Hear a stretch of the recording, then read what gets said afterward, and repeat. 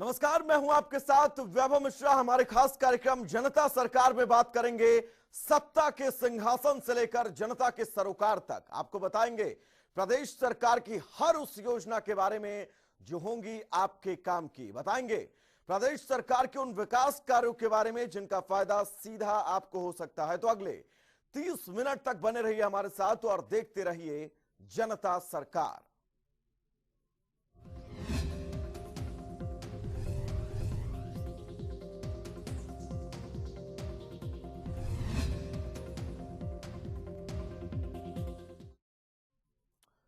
हरियाणा के राज्यपाल बंडारू दत्तात्रेय ने प्रधानमंत्री नरेंद्र मोदी से शिष्टाचार मुलाकात कर हरियाणा में संचालित की जा रही विकासकारी एवं जन कल्याणकारी योजनाओं पर विस्तार से चर्चा की। हरियाणा के राज्यपाल का पदभार ग्रहण करने के बाद राज्यपाल दत्तात्रेय की प्रधानमंत्री से पहली मुलाकात थी।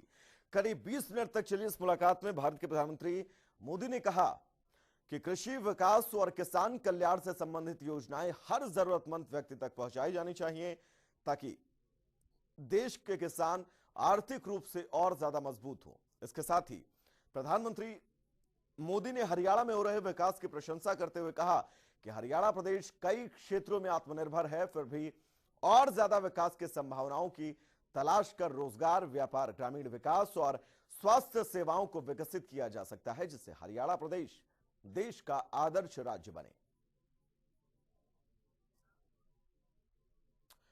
भारत में जर्मनी के राजदूत वॉल्टर जे लिंडनर ने हरियाणा के मुख्यमंत्री मनोहर लाल से शिष्टाचार मुलाकात की। इस बैठक के दौरान ऐसे कई विकास क्षेत्रों की पहचान करने पर व्यापक चर्चा हुई, जिनमें जर्मनी सरकार और भारत सरकार विशेष रूप से हरियाणा आपसी सहयोग से कार्य कर सके। रिपोर्ट देखिएगा।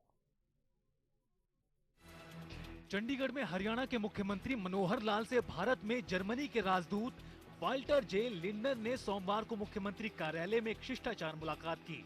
इस मौके पर जर्मनी के राजदूत ने परिवार पहचान पत्र और फसल विविधीकरण योजना के विशेष संदर्भ में राज्य सरकार की ओर से शुरू की गई कई कल्याणकारी योजनाओं की जानकारी ली। मुख्यमंत्री ने उन्हें बताया कि परिवार पहचान पत्र योजना के तहत एक ऐसी प्रणाली विकसित की गई जिसमें हर परिवार की एक इकाई के रूप में पहचान की जाती है, ताकि पात्र परिवार सरकार की कल्याणकारी योजनाओं का सीधा लाभ उठा सके।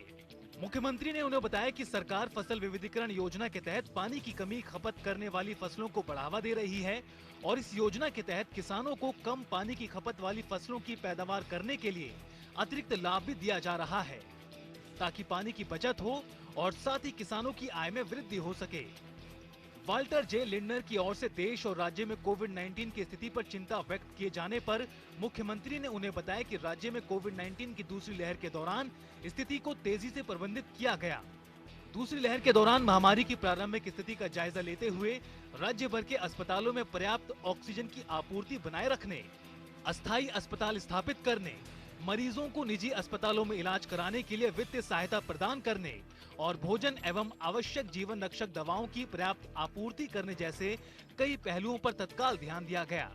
उन्होंने कहा कि हम राज्य में कोविड संकट से निपटने के लिए एक सामंजस्यपूर्ण प्रणाली बनाने में सक्षम रहे और हमने महामारी के बीच पड़ोसी राज्यों को भी मदद दी।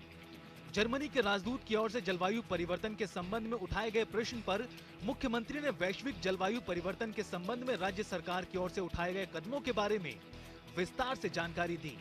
उन्होंने कहा कि जलवायु परिवर्तन एक वैश्विक मुद्दा है और हम सौर ऊर्जा जैसे बिजली उत्पादन के वैकल्पिक स्रोतों की दिशा में कार्य कर रहे हैं, जो विशेष रूप से हरियाणा के दक्षिणी हिस्सों में आम जन की बुनियादी जरूरतों को पूरा करते हैं। वहीं जर्मनी के राजदूत वाल्टर जे लिंडनर ने मुख्यमंत्री को आश्वासन दिया कि भावी विकास प्रयासों और अन्य आदान प्रदान कार्यक्रमों के लिए भी जर्मनी सरकार द्वारा पूर्ण समर्थन एवं सहयोग दिया जाएगा। चंडीगढ़ से जनता टीवी के लिए पवन सिंवर की रिपोर्ट। हरियाणा सरकार ने हरियाणा के मीडिया कर्मियों समेत कई वर्गों को बड़ी सौगात दी है, जिसके तहत मान्यता प्राप्त पत्रकारों समेत कई वर्गों को सरकारी कर्मचारियों के समान स्वास्थ्य बीमा सुविधा दी जाएगी, जिसे प्रदेश के मुख्यमंत्री मनोहर लाल ने हरी झंडी दिखा दी है। ऐसा स्वास्थ्य बीमा सुविधा के दौरान कर्मचारियों को कैशलेस सुविधा प्रदान की जाएगी। यह अहम फैसले आयुष्मान भारत और कर्मचारी स्वास्थ्य बीमा योजना की समीक्षा के दौरान लिए गए हैं।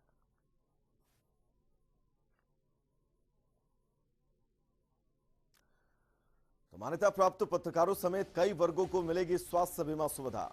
आयुष्मान भारत द्वारा कर्मचारी स्वास्थ्य बीमा योजना की समीक्षा के दौरान अहम फैसले लिए गए। आजाद हिंद फौज के सिपाहियों और उनके आश्रितों को भी स्वास्थ्य बीमा सुविधा दी जाएगी। आपातकाल में जेल में रहे लोगों के परिजनों को भी इसका फायदा दिया जाएगा, जबकि हिंदी आंदोलन से जुड़े लोगों के परिवारों को भी स्वास्थ्य बीमा का लाभ मिलेगा।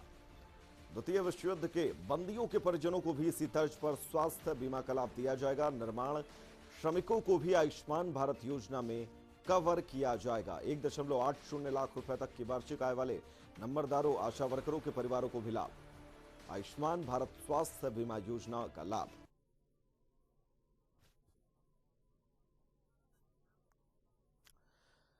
हिसार में एयरपोर्ट के नाम का ऐलान हो गया है। चंडीगढ़ में सोमवार को हरियाणा के मुख्यमंत्री मनोहर लाल ने हिसार एयरपोर्ट के नाम की घोषणा कर दी है। हिसार का एयरपोर्ट अब महाराजा अग्रसेन के नाम से जाना जाएगा। हरियाणा सरकार हिसार का एयरपोर्ट एविएशन हब के तौर पर विकसित करने जा रही है। इसी दिशा में मुख्यमंत्री मनोहर लाल की ओर से हवाई पट्टी के विस्तार सहित हवाई अड्डे के दूसरे चरण के तहत किए जाने वाले कार्यों का शिलान्यास किया जा चुका है। हवाई पट्टी के विस्तार का कार्य आरंभ किया जा चुका है। हरियाणा के मुख्यमंत्री मनोहर लाल ने करगिल विजय दिवस के मौके पर शहीदों को श्रद्धांजलि दी और ट्वीट कर लिखा कि भारतीय सैनिक लड़ता है इसलिए नहीं कि वो अपने सामने वालों से नफरत करता है, बल्कि वो अपने देशवासियों से प्यार करता है। आज करगिल दिवस की 22वीं वर्षगांठ पर उन महान करगिल नायकों को नमन करें जिन्होंने देश की रक्षा, शांति और स्वाभिमान के लिए अपने जीवन का सर्वोच्च बलिदान दिया है।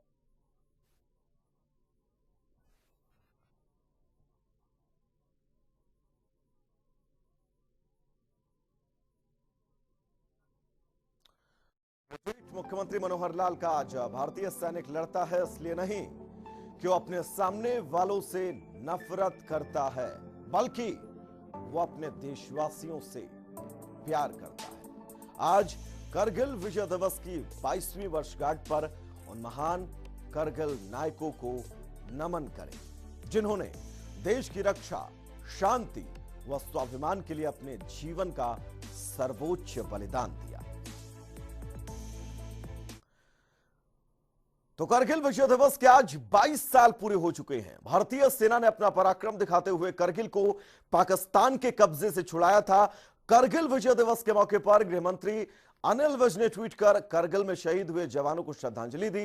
अनिल विज ने ट्वीट कर लिखा कि करगिल विजय दिवस पर उन सभी वीरों को नमन करता हूं जिन्होंने अपनी जान की परवाह नहीं करते हुए पाकिस्तान द्वारा करगिल में हमारी ऊंची चोटियों से कब्जा छुड़ाकर भारत का परचम लहराकर जीत हासिल की।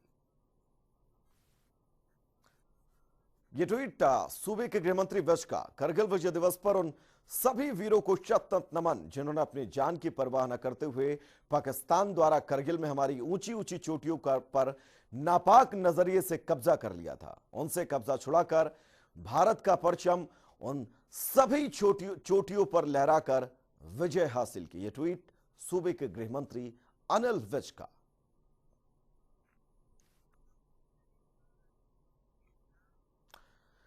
हरियाणा के गृह एवं स्वास्थ्य मंत्री विज ने कहा कि डॉक्टरों के साथ साथ पैरामेडिकल स्टाफ और संबंधित सभी स्वास्थ्य कर्मचारियों को अन्य सुविधाओं के साथ साथ बेहतरीन आवासीय सुविधाएं उपलब्ध करवाना हमारा मुख्य लक्ष्य है और इस दिशा में प्रदेश में कई स्थानों पर काम चल रहा है। इसी कड़ी में अंबाला कैंट में डॉक्टरों के लिए 1300 वर्ग फुट प्रति फ्लैट के मुताबिक से 5 मंजिला भवन में 90 फ्लैटों की व्यवस्था रहेगी, जिसमें पार्किंग, लिफ्ट, बालकनी, शौचालय, किचन समेत तमाम व्यवस्थाएं होंगी। इसी तरह पैरामेडिकल स्टाफ के लिए 800 वर्ग फुट प्रति फ्लैट के मुताबिक 3 मंजिला आवासीय मकान बनाए जा रहे हैं, जिनमें पार्किंग और लिफ्ट के साथ साथ अन्य सुविधाएं भी रहेंगी। आपको बता दें कि डॉक्टरों और पैरामेडिकल स्टाफ के लिए आवासीय मकान बनाने का काम जून 2019 में शुरू किया गया था। इस कार्य को इस साल के अंत तक पूरा कर लिया जाएगा। नागरिक अस्पताल अंबाला छावनी में 2.5 एकड़ से ज्यादा भूमि क्षेत्र में आवासीय फ्लैट बनाए जा रहे हैं। इन आवासीय क्षेत्र के निर्माण कार्य का 50% काम पूरा कर लिया गया है। उन्होंने यह भी कहा कि अंबाला छावनी नागरिक अस्पताल परिसर में बनाए जा रहे आवासीय भवन के निर्माण कार्य पर करीब 25 करोड़ रुपए की धनराशि खर्च होगी। इसके बनने से डॉक्टरों और संबंधित पैरामेडिकल स्टाफ और सभी बेहतरीन तरीके से काम कर सकेंगे।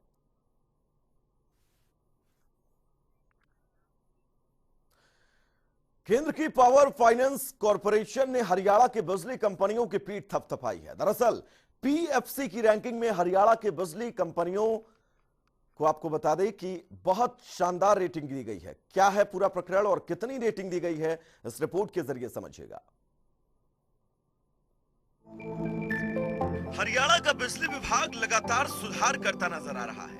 इसी के चलते केंद्र की पावर फाइनेंस कॉरपोरेशन यानी कि पीएफसी ने हरियाणा के बिजली कंपनियों पर भरोसा जताया है। पीएफसी की 2019-20 की रैंकिंग में हरियाणा की बिजली कंपनियों को देश भर में दूसरा स्थान मिला, जिस पर बिजली मंत्री रणजीत चौटाला ने कहा कि पीएफसी ने हरियाणा की यूएचबीवीएन और डीएचबीवीएन को देश भर में दूसरा रैंक दिया, जो कि बड़ी उपलब्धि है। उन्होंने कहा कि गुजरात के बाद हरियाणा के बिजली कंपनियों का नंबर आया है। पावर फाइनेंस कॉर्पोरेशन पूरे हिंदुस्तान के पावर मैनेजमेंट को कंट्रोल करता है, वही फाइनेंस करता है। सबसे बड़ा इंफ्रास्ट्रक्चर वो है। उसमें 2015-16 में हम 22वें और 24वें नंबर पे थे, जो 41 कंपनी हैं उनमें। अब हमारा जो नया आया है, अभी ये 2012-13 का हुआ, उसके बाद अभी 2019-20 का हुआ है। उसमें खाली गुजरात की 4 कंपनी A+ पे, मतलब वो 1 नंबर पे बराबर में खड़ी है। एक कंपनी हमारी जाके उनके साथ A+, जो DHBVN है वो उसके साथ A+ पे खड़ी हो गई, और UHBVN है वो नंबर 2 पे आ रही है। तो हमारा बहुत तेज़ी से इम्प्रूवमेंट हुआ है। ये एक बहुत बड़ी हमारे लिए एक अद्भुत आश्चर्य वाली बात है, जिसमें हम गौरवान्वित महसूस कर रहे हैं। इस दौरान रणजीत चौटाला ने कहा कि बीजेपी के सत्ता में आने से पहले बिजली विभाग घाटे में था, लेकिन उसके बाद लगातार सुधार के काम हुए।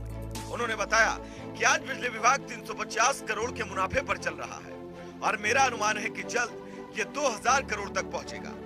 पावर डिपार्टमेंट बहुत फायदे में है। जब 2015-16 में जब हमारे माननीय मुख्यमंत्री मनोहर लाल जी ने टेक ओवर करा, तब हमारा डिपार्टमेंट 3750 करोड़ रुपए घाटे में था, 3750 करोड़, और पिछले साल हम 350 करोड़ प्रॉफिट में आ गए। अब के इस साल कोविड भी रहा, हालांकि कोविड का असर भी रहा, फिर भी मेरा ये अंदाजा है कि ये 2000 करोड़ से भी ऊपर हमारा रेवेन्यू बढ़ के आएगा। हम प्रॉफिट में जा रहे हैं। कोविड नहीं होता तो हम शायद कितना ही और ज़्यादा आगे जाते हैं। तो बहुत तेजी से सुधार हो रहा है बिजली डिपार्टमेंट में, ये लोग भी मान रहे हैं। इसके साथ ही रणजीत चौटाला ने कहा कि लाइन लॉस को कम करने में भी बिजली विभाग ने बहुत अच्छा काम किया। उन्होंने बताया कि हरियाणा में लाइन लॉस लगातार घटा है। अब लाइन लॉस 14.55% के करीब है, जो 2014 में 30% के करीब था। सबसे ज्यादा लाइन लॉस गिना जाता है। जब लाइन लॉस कम हो तो फिर आप ये समझो कि पावर डिपार्टमेंट अपने पैरों पे खड़ा हो रहा है। जब 1% लाइन लॉस कम होता है तो समझो कि 380 करोड़ रुपया हमारा रेवेन्यू बढ़ जाता है। अगर ये 10% लाइन लॉस कम होता है तो 3800 करोड़ रुपया एकदम बढ़ता है। तो मेरा कहने का मतलब कि लाइन लॉस होना सबसे बड़ा आपका कारगर कदम है कि आप ठीक तरीके से पावर डिपार्टमेंट बहुत बढ़िया मैनेज हो रहा है। हमारा पहले लाइन लॉस 30% था, 30 पॉइंट कुछ था। अब हमारा आज के दिन 14.55 है, और अगले 1 साल में हम इसे कोशिश, मेरा पूरा जोर लगाए कि मैं इसे 2% और कम करूं। तो आइए अब आपको हरियाणा की बिजली व्यवस्था से रूबरू करवाते हैं। इंटीग्रेटेड रेटिंग में नंबर 2 पर हरियाणा की बिजली वितरण कंपनियां। 2019-20 में हरियाणा की बिजली वितरण कंपनियों का प्रदर्शन सर्वश्रेष्ठ। देश की बिजली वितरण कंपनियों के कार्यों का मूल्यांकन करती है पीएफसी। यूएचबीवीएन और डीएचबीवीएन का बीते साल भी रहा बेहतरीन प्रदर्शन। दोनों बिजली वितरण कंपनियों की वित्तीय स्थिति में बड़ा सुधार। 2015-16 में यूएचबीवीएन बी रेटिंग के साथ देश में 24वें नंबर पर थी। 2015-16 में डीएचबीवीएन बी रेटिंग के साथ 22वें नंबर पर थी। हरियाणा में कुल 70,54,796 बिजली उपभोक्ता। यूएचबीवीएन के 32,82,824 उपभोक्ता।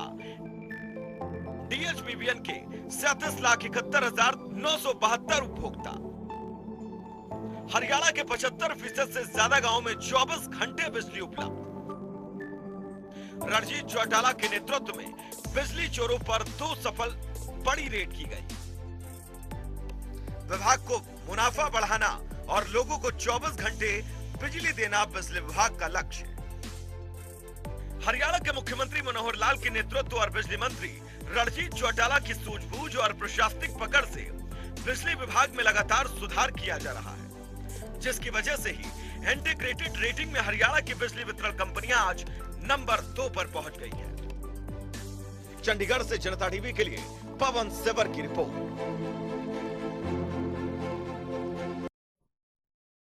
बल्लभगढ़ के आदर्श नगर यूपीएससी का परिवहन मंत्री मूलचंद शर्मा ने औचक निरीक्षण किया। परिवहन मंत्री ने कहा कि हर रोज सेंटर पर वैक्सीन लगाई जाए, साथ ही लोगों से अपील की है कि वे बढ़ चढ़कर वैक्सीन लगवाएं। वैक्सीनेशन कैंप जाकर लोगों को जागरूक किया। उन्होंने कहा कि देश को स्वस्थ रखने का प्रधानमंत्री नरेंद्र मोदी जी का सपना तभी पूरा होगा। आज वैक्सीन की जो शुरुआत सारे हरियाणा में है, बल्लभ के इस समुदाय भवन में है आदर्श नगर, और मेरी लोगों से अपील है ज़्यादा से ज़्यादा वैक्सीन लगाएं और कोविड जैसी महामारी को सबको मात देना है और जो भी सरकार की गाइडलाइन उसकी पालना करनी है और अपने जो सेंटर पर जो भी लोग हैं इसके प्रति जागरूक होना चाहिए। इस बीमारी को हमें खात्मा करना है। जहाँ भी जिस भी सेंटर पे इंजेक्शन होते हों, जहाँ भी वैक्सीन लग रही है, वहाँ ज़्यादा से ज़्यादा लोग और लोगों को जागरूक करें कि ये देश के प्रधानमंत्री नरेंद्र मोदी जी के जो अभियान है उसको हम सबको सफल करना है। जहाँ देश के प्रधानमंत्री नरेंद्र मोदी, जहाँ दूसरी तरफ 72 प्रधानमंत्री 135 करोड़ में आते हैं, वहीं एक तरफ देश के प्रधानमंत्री नरेंद्र मोदी, ये देश की पॉपुलेशन 135 करोड़ है, उसके लिए जागरूक करने के लिए हम सबको जो एक मुफ्त वैक्सीन केंद्र सरकार की तरफ से उस अभियान को ज़्यादा से ज़्यादा लोग लाभ लें, ज़्यादा से ज़्यादा इस बीमारी को मात करें। मेरी सबसे अपील है यहाँ भी सरकारी स्थान है, सरकारी सेंटर है, वहाँ ज़्यादा से ज़्यादा लोग वैक्सीन लें। हरियाणा विद्यालय शिक्षा बोर्ड ने 12वीं कक्षा का परीक्षा परिणाम घोषित कर दिया है, जो कि 100% रहा। परीक्षा परिणाम 30, 10 और 60 के फॉर्मूले पर घोषित किया गया। परिणाम बोर्ड वेबसाइट पर देखे जा सकते हैं। परीक्षा परिणाम की जानकारी हरियाणा विद्यालय शिक्षा बोर्ड के अध्यक्ष डॉक्टर जगबीर ने दी। आपको बता दें, परीक्षा अप्रैल महीने में आयोजित करवाई जानी थी, लेकिन कोरोना महामारी के चलते परीक्षा नहीं करवाई जा सकी, जिसके बाद शिक्षा विभाग और हरियाणा सरकार के निर्देश के मुताबिक परीक्षाएं रद्द कर दी गई। परीक्षा परिणाम की जानकारी देते हुए हरियाणा विद्यालय शिक्षा बोर्ड के अध्यक्ष डॉक्टर जगबीर ने बताया कि 12वीं कक्षा में कुल 2,21,263 विद्यार्थी पास हुए हैं, जिनमें से 1,14,416 छात्र और 1,06,847 छात्राएं पास हुई हैं। वहीं हिंदी परिणामों में कंपार्टमेंट के 5,567 विद्यार्थी भी पास हुए हैं। परीक्षा परिणाम आज घोषित किया जा रहा है। सभी विद्यार्थी 5 बजे से बोर्ड की वेबसाइट पर जाकर के अपना परीक्षा परिणाम देख सकते हैं। माननीय सुप्रीम कोर्ट के दिशा निर्देशन में और माननीय मुख्यमंत्री जी से जो बोर्ड ने फार्मूला दिया तो पास होने के बाद उसमें 10वीं के जो अंक विद्यार्थी के थे 30% गिने गए हैं, 11वीं के 10% और 12वीं के 60% जो आंतरिक मूल्यांकन और प्रैक्टिकल के अंक थे उनके आधार पर लगा करके ये परीक्षा परिणाम तैयार किया गया है। इस बार इस परीक्षा में 2,27,585 विद्यार्थियों ने ये परीक्षा देनी थी। आज 2,21,263 परीक्षार्थियों का परिणाम घोषित किया जा रहा है, जिसमें 1,14,416 छात्र हैं और 1,06,847 छात्राएं हैं। उन सबका परीक्षा परिणाम 100% रहा। चंडीगढ़ में राजस्व विभाग के अतिरिक्त मुख्य सचिव संजीव कौशल से जनता टीवी ने खास बातचीत की है। इस दौरान उन्होंने बताया कि प्रदेश में 15 सितंबर तक स्वामित्व योजना लागू की जाएगी और हरियाणा में ड्रोन फ्लाइंग का काम लगभग पूरा हो चुका है। योजना के तहत अब नक्शे बनाने का काम चल रहा है। इसके साथ ही उन्होंने और क्या कुछ कहा है, सुनते हैं। हरियाणा में इस वक्त स्वामित्व योजना का क्या स्टेटस है और इसके अलावा तमाम मुद्दों पर बातचीत करने के लिए मेरे साथ अतिरिक्त मुख्य सचिव राजस्व विभाग और वित्तायुक्त संजीव कौशल हैं।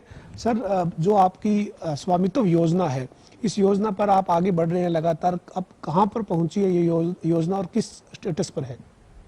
पवन जी, हमने टारगेट रखा है कि 15 सितंबर तक हम सारे हरियाणा में स्वामित्व स्कीम को 100% लागू कर चुके होंगे। ये हमारा मोटा टारगेट है, जो कि हमने सभी डिप्टी कमिश्नर्स के साथ फैसला किया हुआ है। अब आज की स्थिति ये है कि हमारी ड्रोन फ्लाइंग पूरी हो गई। पिछले हफ्ते शनिवार को जब मैंने रिव्यू किया था तो हमारे 2 जिले केवल रह गए थे जिनमें कुछ गांव रह गए थे जहां ड्रोन फ्लाइंग अभी होनी थी, और वो भी मेरे ख्याल में अब तक हो चुकी होगी। एक्सपेक्टेड था कि पिछले मंगलवार को वो काम पूरा हो जाना था। वो 2 जिले थे सोनीपत और यमुनानगर। सोनीपत में हमारे 70 गांव रहते थे और यमुनानगर में 19 गांव रहते थे। मैं आशा करता हूं कि बीते मंगलवार को ये काम पूरा हो गया होगा, और जो अब मैं रिव्यू करूंगा, इस शनिवार तो नहीं हो पाएगी मीटिंग, सोमवार करेंगे। सोमवार को हमारी ड्रोन फ्लाइंग पूरी हो चुकी होगी। अब हमारा फीचर्स एक्सट्रैक्शन का नक्शे बना के काम चल रहा है। उसके साथ ही साथ 30 दिन का नोटिस होता है क्लेम्स और ऑब्जेक्शंस फाइल करने का सबको, वो काम भी चल रहा है। और अब हम प्रॉपर्टी डीड्स को बना रहे हैं और उनको फिर आगे डिस्ट्रीब्यूट करने का इंतजाम करेंगे हम 15 सितंबर से। तो सर, अभी जो प्रॉपर्टी डीड आप बनाएंगे 15 सितंबर तक डिस्ट्रीब्यूट करेंगे, लेकिन जो आइडेंटिफाई हो चुका है उसका कोई डाटा है सर कि कितना आइडेंटिफाई हुआ है? मैं बताता हूँ। तकरीबन 6350 गांव हमारे हैं जो कि लाल डोरे वाले हैं, जहां आबादी है। बाकी कुछ हमारे गांव हैं जो बेचिराग हैं। बेचिराग का हमारा स्वामित्व योजना का कोई ताल्लुक नहीं है। तो 6350 गांव हमारे पूरे हो गए, मैंने जो ऐसे बताया आपको। अब उनमें 1511 गांवों की पिछले हफ्ते तक प्रॉपर्टी डीड्स बन गई थी और 72,445 के करीब वो डिस्ट्रीब्यूट हो गई थी। तो अब हम बाकी चीज़ का अब काम क्या कर रहे हैं कि तेज़ गति से हमारा ये प्रॉपर्टी कार्ड्स बनाने का जो ध्येय है जल्दी से जल्दी पूरा हो, उनकी टाइटल डीड्स की रजिस्ट्रेशन भी जल्दी से जल्दी हो, ताकि फिर हम लोगों को ये सुविधा प्रदान कर पाएं।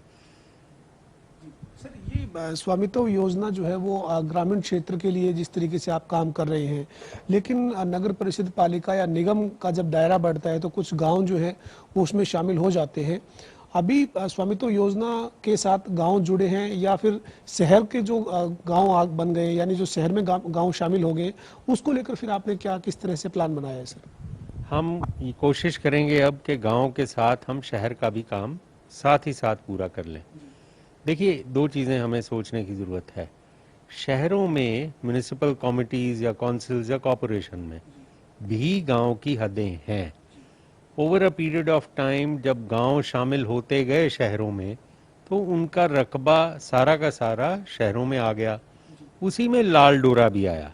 अब लाल डोरा जो हमारा रेवेन्यू टर्म्स में हम समझें, लाल डोरे सबका एक खसरा नंबर होता है और उसमें अलग अलग प्रॉपर्टियां नहीं गिनी जाती, क्योंकि ट्रेडिशनली वहाँ घर बने हुए थे, लेकिन उनका उसी खसरे में होने करके कोई प्रॉपर्टी नहीं होती थी।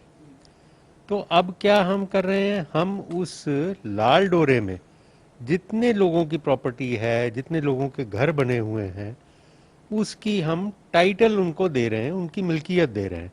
आप इकोनॉमिकली अगर समझें, इकोनॉमिक्स के नज़रिए से, तो ये एक बहुत बड़ा अनलॉकिंग ऑफ कैपिटल है। बहुत ज़्यादा लोगों को जो सुविधा मिलेगी, एक तो उनकी प्रॉपर्टी डीड रजिस्टर हो जाएगी, वो खरीदो फरोख्त कर पाएंगे, डॉक्यूमेंट भी होंगे, हर किसी को श्योरिटी होगी कि मिल्कियत उनको मिल गई। दूसरा ये होगा कि वो आगे से खरीदो फरोख्त करेंगे तो डॉक्यूमेंट मिलेंगे। अगर आदमी अपनी मिल्कियत के नाम पे, उसकी स्ट्रेंथ पर अगर कोई बैंक से लोन वगैरह लेना चाहे, चाहे उसने बिजनेस करना हो, चाहे खेती बाड़ी करनी हो, चाहे दुकानदारी कोई करनी हो, तो वो उसके बेसिस पे लोन भी ले सकता है। So this is technically called as unlocking of capital. तो बहुत बड़े तादाद में ये अनलॉकिंग ऑफ कैपिटल होगी, इसकी हम वैल्यूएशन भी करवाएंगे। अब जो आपने चीज़ कही, जैसे गाँव का है वैसे ही हम शहर में भी जो हमारे गांव आए हैं उनका भी लाल डोरे का जो क्षेत्र है उसमें यही काम स्वामित्व योजना का बढ़ा रहे हैं। एक लीगल थोड़ी सी इसमें लैक्यूना है, वो पूरा करने के लिए हम एक लेजिस्लेशन करवाना चाहते हैं हमारे विधानसभा से, हरियाणा की विधानसभा से, तो उसके लिए हम एक ड्राफ्ट बिल तैयार कर रहे हैं। डिप्टी चीफ मिनिस्टर साहब ने मीटिंग की थी पिछले महीने, जिसमें हमने ये निर्णय लिया कि हम तीनों महकमे, revenue department, development and panchayat department और अर्बन लोकल बॉडीज डिपार्टमेंट, तीनों मिलके हम एक ड्राफ्ट तैयार कर रहे हैं।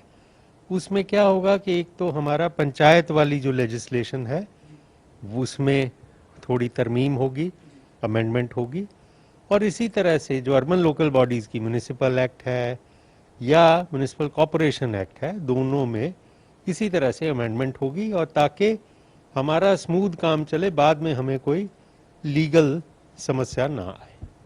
साहब, ये जो आप बता रहे हैं कि आपको इस तरह से विधानसभा में कानून के लिए दोनों जो विभाग हैं, चाहे पंचायत विभाग है या शहरी निकाय विभाग है, उसमें कुछ जो है वो अमेंडमेंट होगा, तो उसको लेकर आपने कोई ड्राफ्टिंग जो हो इस पूरे मामले में कोई कमेटी गठित की है, या किस तरह से काम हो रहा है सर पूरे प्रदेश भर में? कैसे आप कोऑर्डिनेशन बनाकर आगे बढ़ रहे हैं तीनों महकमे? मैंने जैसे कहा था, ये चीफ मिनिस्टर साहब से हमारी बातचीत हुई, डिप्टी चीफ मिनिस्टर साहब के साथ मीटिंग हुई। अब उसके बाद मैंने एक कमेटी बनाई बतौर FCR, जिसमें director general development and panchayat chairman हैं, director general urban local bodies member हैं, हमारे डायरेक्टर लैंड रिकॉर्ड्स रेवेन्यू के वो मेंबर हैं, 4 डिप्टी कमिश्नर भी हमने उसमें कमेटी में रखे हैं। वो ड्राफ्ट तैयार कर रहे हैं। 2 मीटिंगें उनकी हो चुकी हैं, दूसरी मीटिंग उनकी कल हुई थी, और मैं आशा करता हूं मुझे 1-2 दिन में ही वो ड्राफ्ट तैयार मिल जाएगा। चलो रुकेंगे एक छोटे से ब्रेक के लिए, कहीं जाइएगा नहीं, जल्द वापस लौटेंगे।